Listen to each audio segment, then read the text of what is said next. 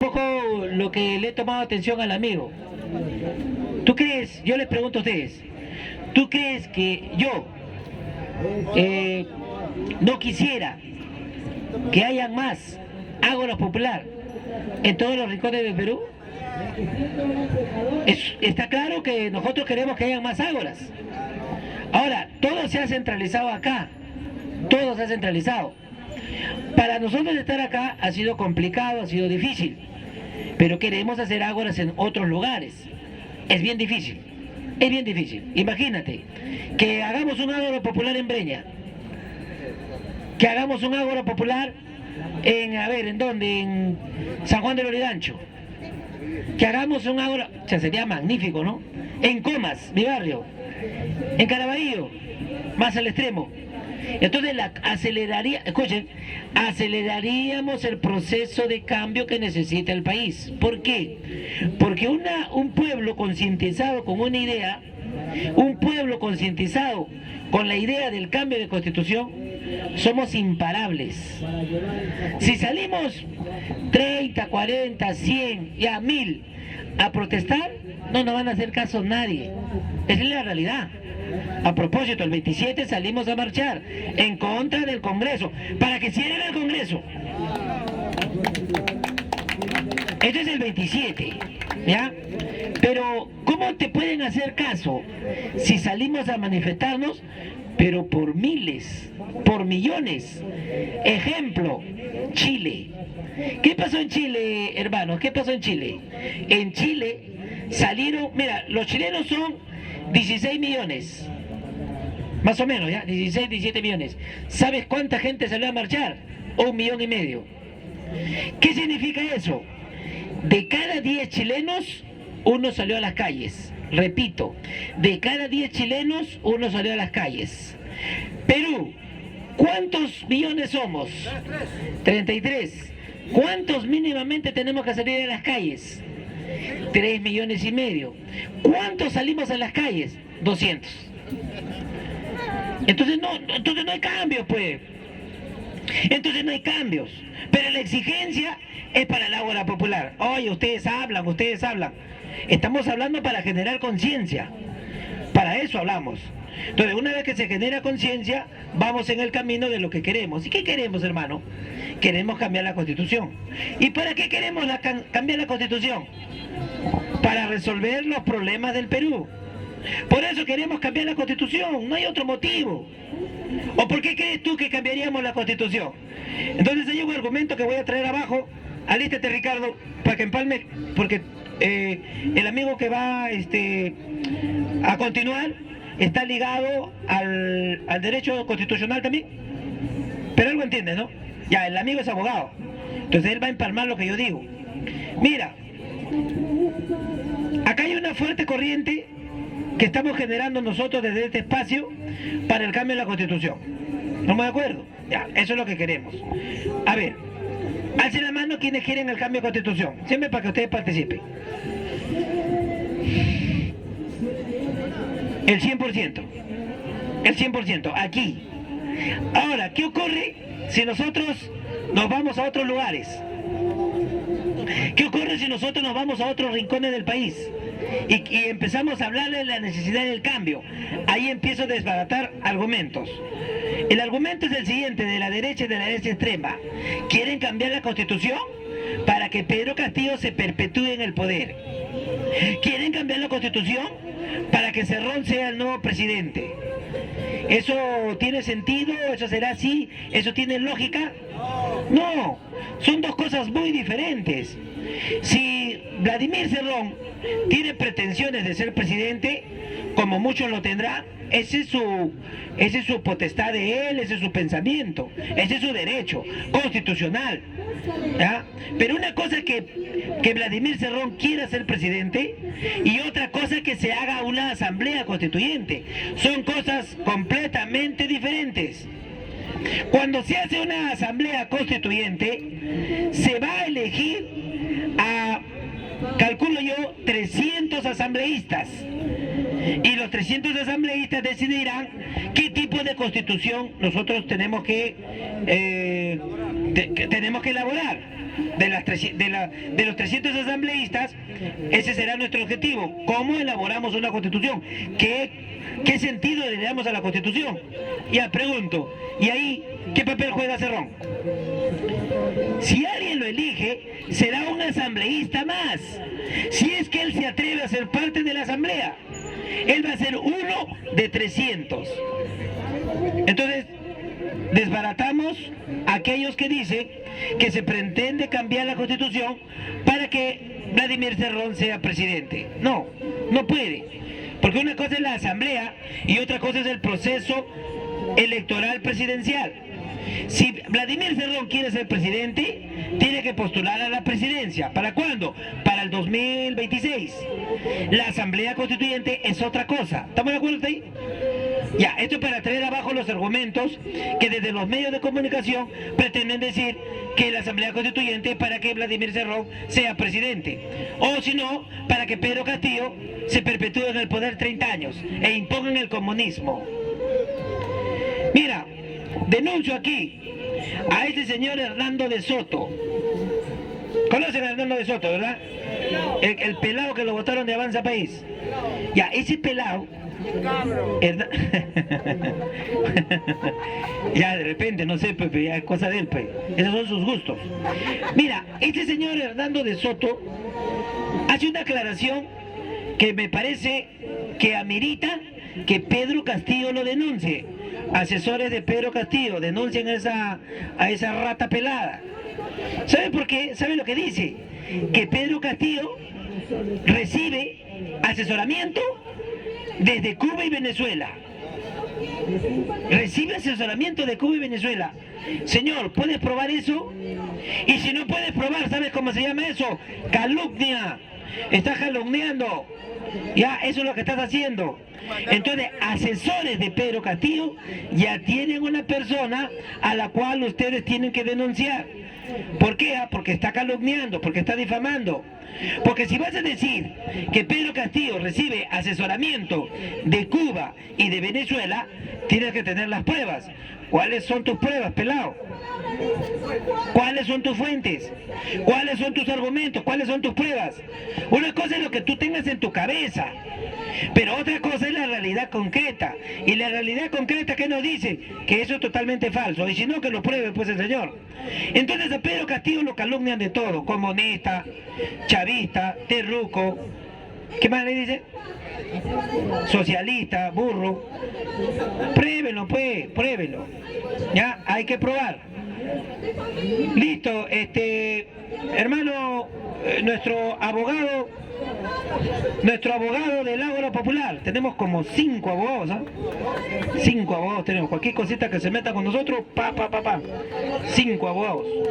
Y este es el abogado Pituco, Fuertes palmas para el hermano Ricardo. Feliz Día del Padre, hermano. Gracias a ti también. Gracias, Leonardo, para ti también. Viva el Perú. A ver, señores, abogado es un título que es mucho para mí. Yo soy un simple egresado de Derecho de una universidad privada del Perú. Obviamente que quiero llegar a concretar un título, porque para eso uno ha estudiado, uno tiene metas, ¿verdad? Sin embargo, conozco hasta cierto nivel, pero no cabe duda que aquí yo he aprendido mucho más que en la universidad. De eso puedo dar testigo, puedo dar fe de eso, tengo conocimiento de causa de eso. Es por eso que para mí el Ágora Popular es como si fuese mi casa. Y bueno, ¿no? Queridos amigos, yo comparto mucho con Leonardo con lo que se refiere a lo de la Asamblea Constituyente, porque Vladimir Cerrón no ha inventado la Asamblea Constituyente. La Asamblea Constituyente es de tiempo de antaño, hermanos. El mejor vestigio de la Asamblea Constituyente, ¿dónde está? ¿O dónde estuvo? La Asamblea Constituyente. En Francia, en la Revolución Francesa. Todos tenemos en la retina realmente lo que pasó en la Revolución Francesa, queridos hermanos. La clase trabajadora, ya, la clase obrera, tuvo que matar a sus gobernantes, a sus reyes que los habían engañado. de que ellos tenían la sangre azul, que gobernaban por la ley de Dios, ¿no? Y esto eran puras mentiras. Porque hubo grandes filósofos de esa época como Voltaire, Montesquieu, ¿no? Jacques Rousseau, que se encargaron de decirle a los ciudadanos, ¿ya?, de que sí era posible sacarlos del poder estos mentirosos. Y es ahí donde ellos, como la furia de la naturaleza, como por ahí tantas veces he escuchado, avasallaron a sus gobernantes, mataron a los guardias imperiales y a la fuerza impusieron la asamblea constituyente que corresponde al pueblo. Posteriormente la asamblea constituyente pasó fronteras, llegó a Europa, llegó a Alemania, llegó a Bélgica, llegó a España, Italia, ¿no? Es por eso que la asamblea constituyente está por encima de una constitución.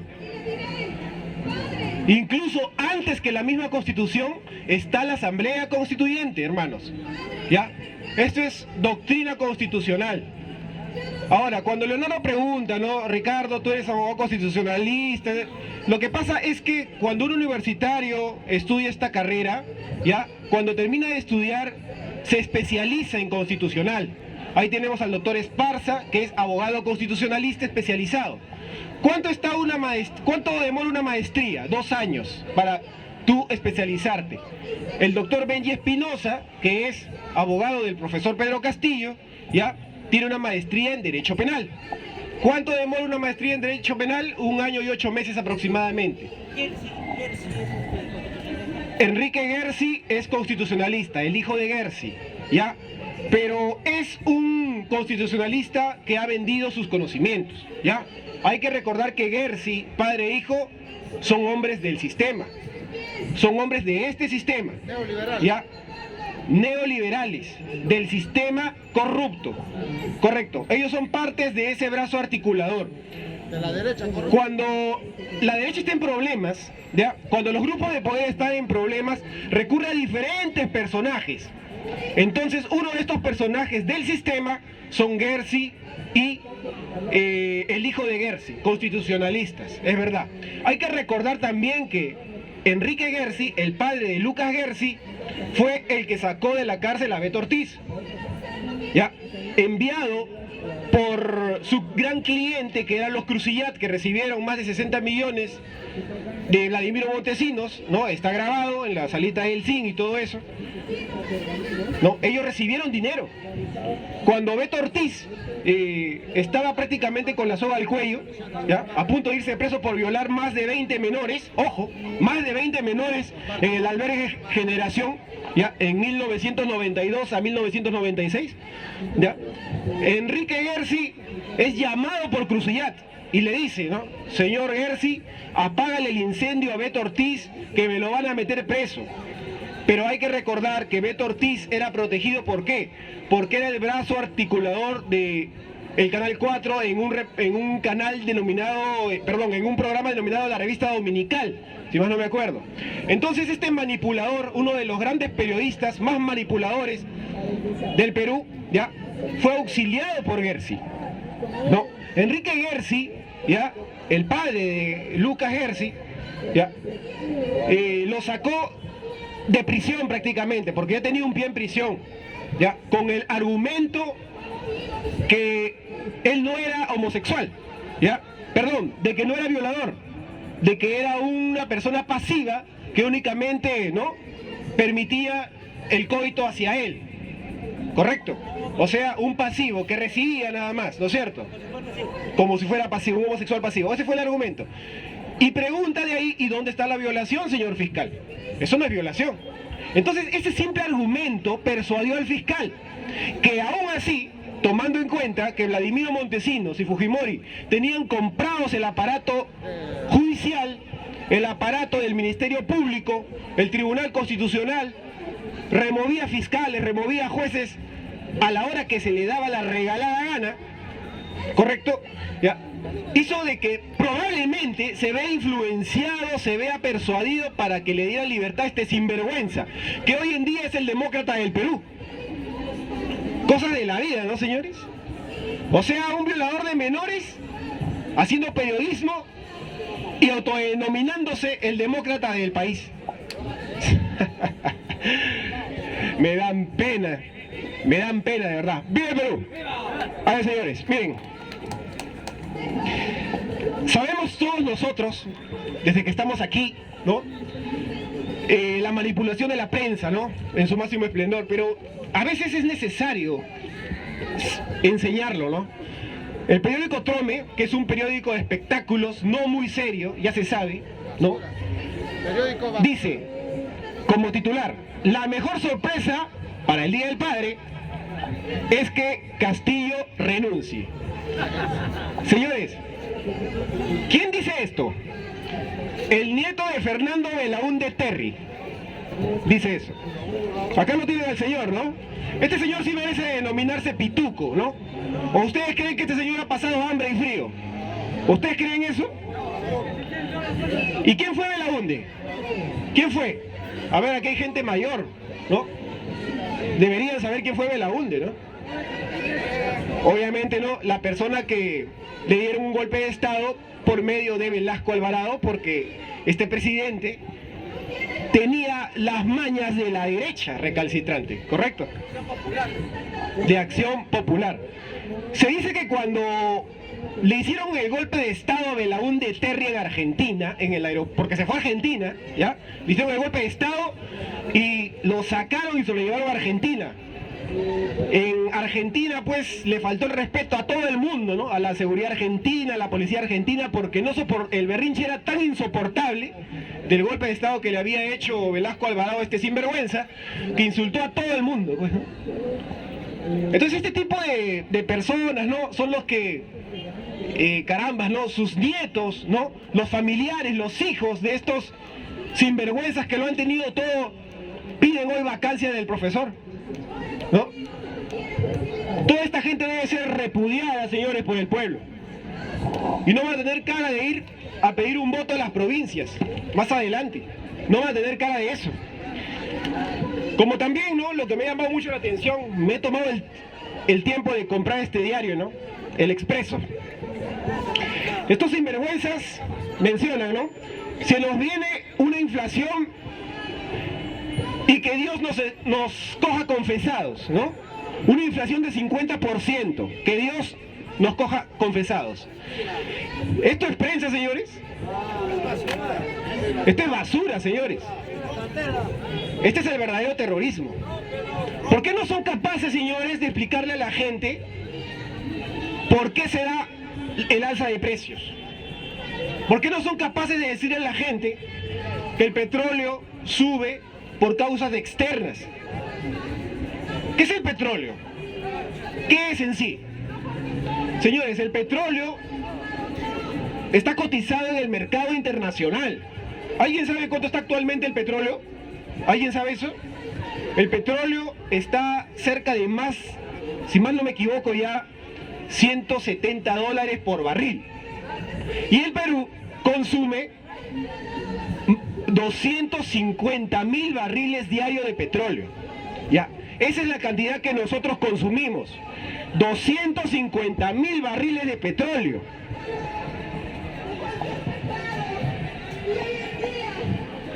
Entonces, cuando el profesor Pedro Castillo decidió nacionalizar la refinería de Talara, ¿no? Incluso aportar millones en inversión para que esta refinería se repotencie, ¿no? Tecnológicamente, ¿no? Operativamente, hace de que nosotros ya no consumamos esta cantidad, sino consumamos cerca de 90.000 barriles. O ya, pongámosles en el mejor de los casos, 100.000 barriles, para empezar, ¿no es cierto? Pero quedarían 150.000 barriles de petróleo más que nosotros tenemos que comprar al extranjero. Y esta basura de periódico dice que nos coja confesados porque el profesor Pedro Castillo tiene la culpa de esto. Y esto no es cierto. Pero ese es el brazo articulador, ¿no? De los grupos de poder. Ahora, estos 150.000 barriles de petróleo tenemos que comprar al extranjero, a comprar el precio más alto, porque miren, dentro de todo, el Expreso menciona, ¿no?, que compramos el combustible más caro de Latinoamérica, ¿no? Claro, tanto Perú compra la gasolina más cara de Latinoamérica, dice. ¿Y por qué no explican esto? La prensa televisiva también menciona lo mismo, pero no mencionan ya que hay un conflicto en Rusia, que Estados Unidos metió las narices en Ucrania. ¿Por qué? Porque quiso colocar bases militares en la frontera con Rusia. ¿Y por qué nunca dijeron de que el presidente ucraniano masacró a sus mismos ucranianos dentro de Ucrania, que son prorrusos? Ya, los masacró desde el 2014. ¿Por qué no han dicho eso? Zelensky, presidente de Ucrania, fascista por naturaleza. Y ustedes saben que el fascista ha sido creado desde el gobierno de Mussolini hace muchos años, ¿no?, para exclusivamente combatir al comunista, para combatir al socialista y también para combatir a todo aquel que salga a pelear por sus derechos a las calles. ¿Cómo se les denominó? Los fascios, ¿ya? Entonces, el fascismo con los fascios, ¿ya?, también tienen un antecedente importante, que son racistas y odian a la raza de color. Pero cuando el fascismo está en países como Ucrania, ya tienen un racismo arraigado ya a los ucranianos que son prorrusos. Y cuando Zelensky da la orden de matar a ucranianos, da la orden de matar a los que hablan ruso. Por estas razones, el presidente Vladimir Putin, un hombre formado en la KGB de Rusia, que es la institución de inteligencia en Rusia, es donde recién pone interés en este asunto. Pero él va siguiendo los conductos regulares. Él no ha ido directamente a invadir Ucrania. Él no ha ido directamente a eso, porque hay que recordar que él trató de conversar de forma pacífica. Incluso llegaron a un acuerdo de Minsk, que es un tratado internacional, en donde en sus cláusulas, en sus artículos de ese tratado, decía claramente de que prohibían seguir maltratando a los ucranianos que hablaban ruso, que eran prorruso, de que soltaran a los rehenes que Zelensky con su fuerza armada y su aparato militar había puesto de rehén, ¿no es cierto? Y que frenaran las hostilidades. Y no cumplieron. 2014, 2015, 2016, 2017, 2018. Y hasta hoy en día es donde el presidente Vladimir Putin utiliza su aparato militar para que paren estas masacres. Y Estados Unidos, como cobarde, señores, se fue de territorio ucraniano y empezó a darle armamento militar, ¿no?, de alta generación.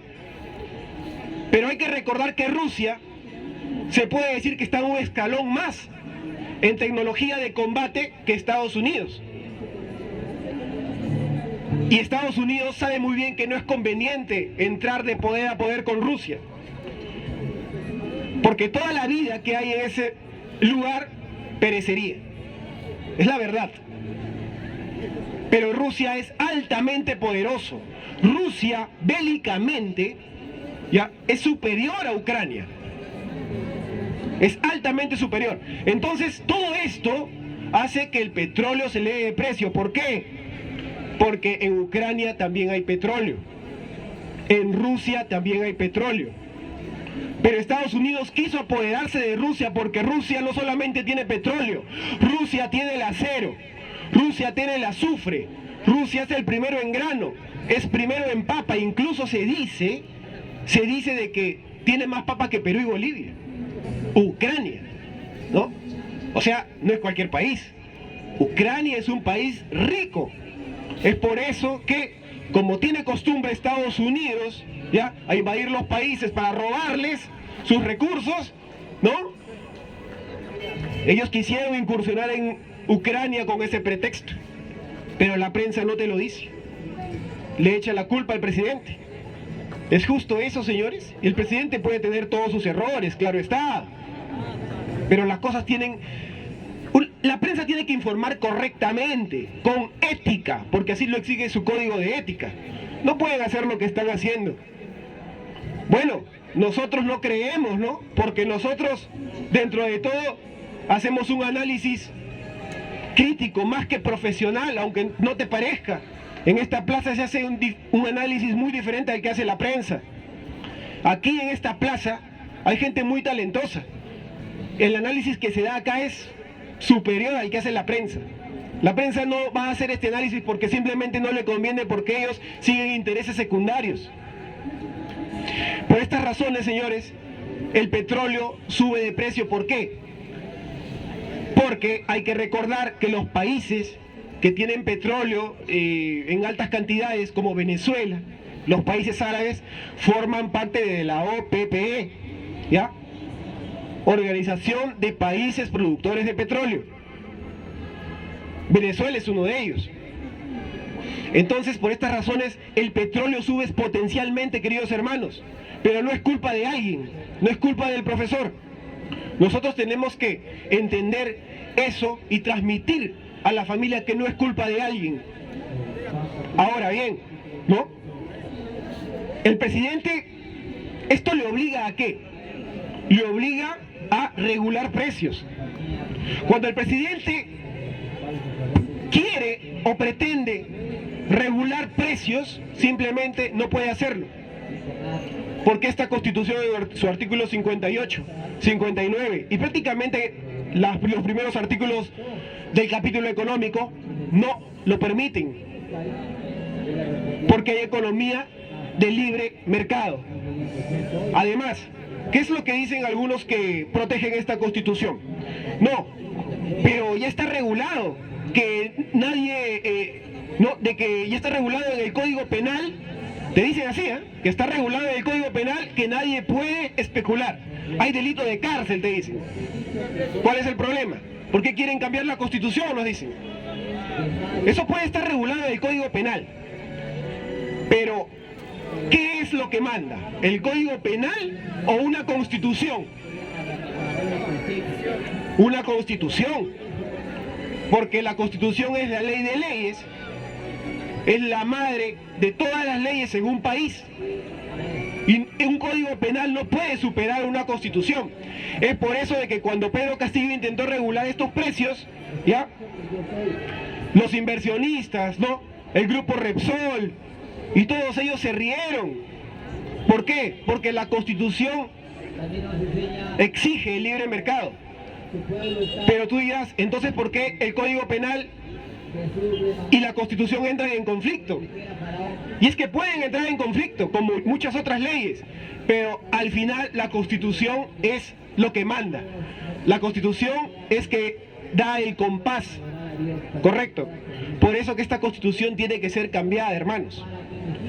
¿No lo creen así? ¡Viva el Perú!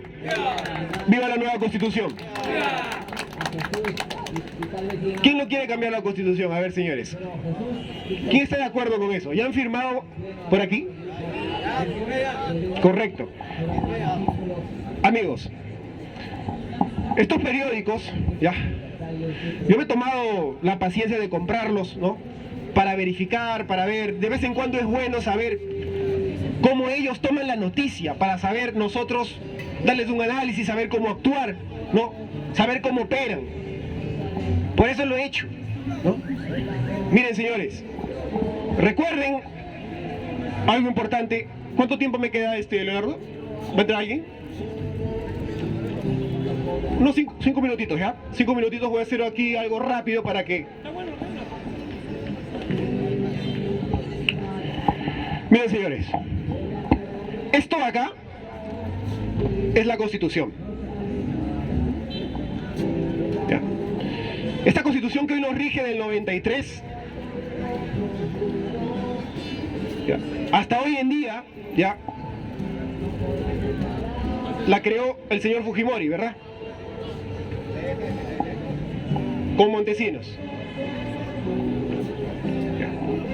Aquí nació esta constitución, ¿no es cierto? Pero para hacer esta constitución, para tenerla, ¿ya? Para parir esta constitución, ¿qué es lo que tuvieron que hacer ellos? Formar un régimen, pero no cualquier régimen, ¿eh? Un régimen dictatorial, a mano militar, ¿ya? Y a mano de sangre y fuego y muerte. Este régimen tiene que ser un pulpo, tiene que tener brazos articuladores, pero no cualquier brazo, sino brazos de poder, ¿ya? En estos brazos de poder vas a encontrarte con el Congreso, vas a encontrarte con el Tribunal Constitucional, porque estos dos sinvergüenzas tenían que tener el Tribunal Constitucional. Ministerio Público, o sea, Fiscalía, Poder Judicial, la Iglesia Católica. La Iglesia Católica, ¿por qué? Para permitir la manipulación. Hay que recordar que nosotros somos altamente influenciables como peruanos. Somos muy sanguíneos, muy sentimentales, sentimos mucho. Carecemos de esa frialdad. Entonces ellos utilizan a la Iglesia Católica para aliviarnos, ¿no? Para adormecernos, ¿ya? Para mantenernos como ovejitas, ¿no? Ovejitas del Señor. La Iglesia Católica.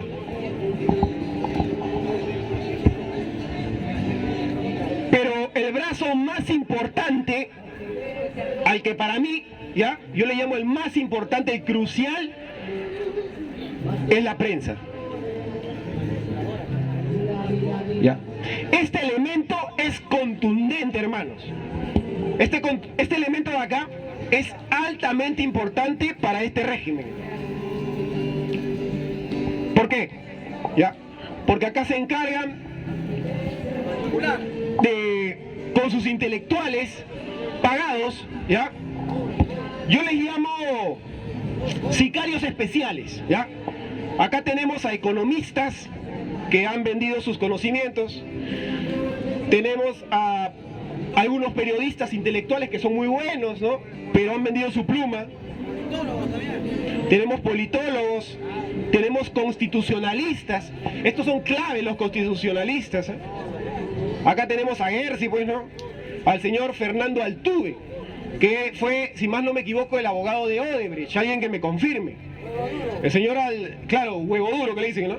Altuve ha sido el abogado de Odebrecht, pero hoy está en Willax haciendo prensa y lo catalogan como el demócrata del Perú, ¿no es cierto? Carla García, la hija del genocida ladrón Alan García, ¿no? Oiga, esta señora Carla García el otro día vino a marchar acá, ¿no? Tocando su olla con un palito, ¿no?